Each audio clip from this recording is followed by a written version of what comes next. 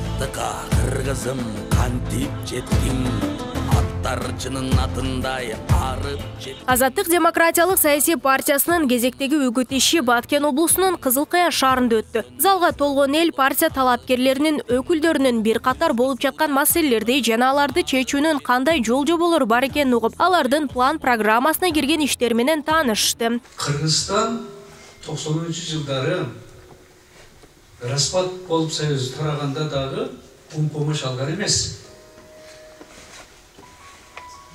Аны Бактыгендин баарын айтып берет. Мына бүгүн 30 жылдан өткөндөн кийин биз Кытайдан un, шекер, гуманитарный помощь элибизге алып атабыз. Бул эмнени билдирет? Бул Кыргызстандын кайда кетип аткандыгы эмеспи? Өйдөбү же ылдыйбы? Бүгүн бар болгону бир 50 чакты завод фабрика калды. Ал дагы көрүнгөн көпөстүн менчиги.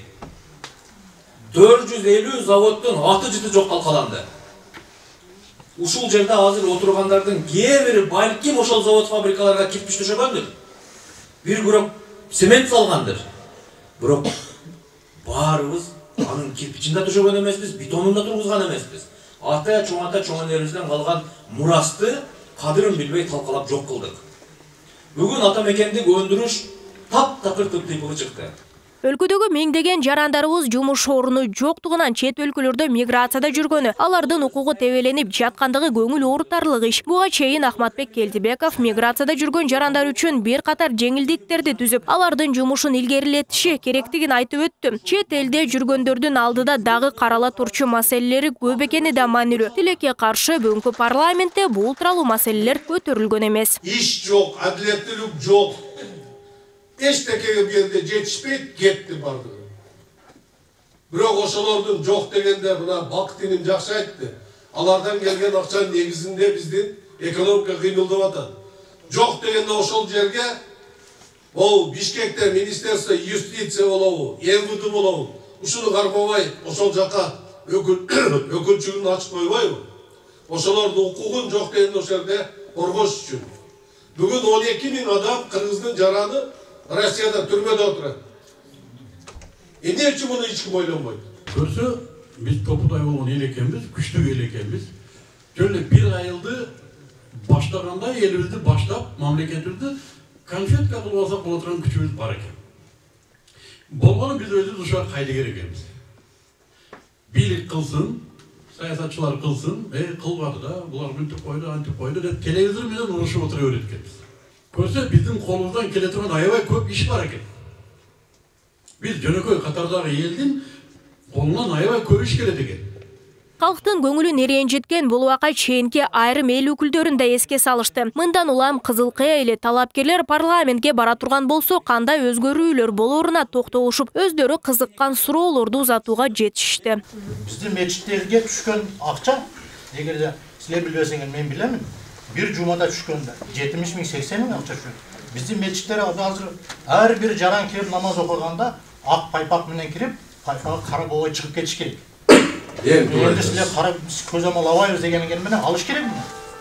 Кандай болуп атат? Мечиттерди оңдошубуз керек, бар жокту кылышыбыз керек, жолдорду кылыш керек.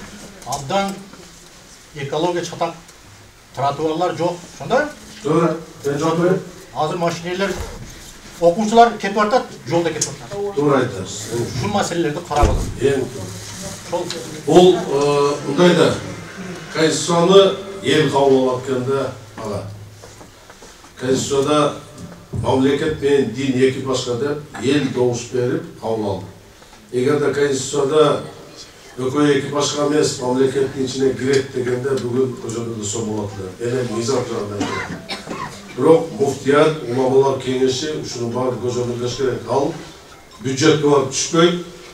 Ал ушул түз муфтияттын ишөтүнө алып түшөт. Аны дагы жолу кайталап. Бүгүн мамлекеттин укугу жок, мыйзамдуу түрдө барып ошону текшерип, сен каяка кетирип атасың деген мыйзамдуу укук. Бул командаңыздарда сиздер үчөөңүздөр ойноп жүргөн экенсиздер.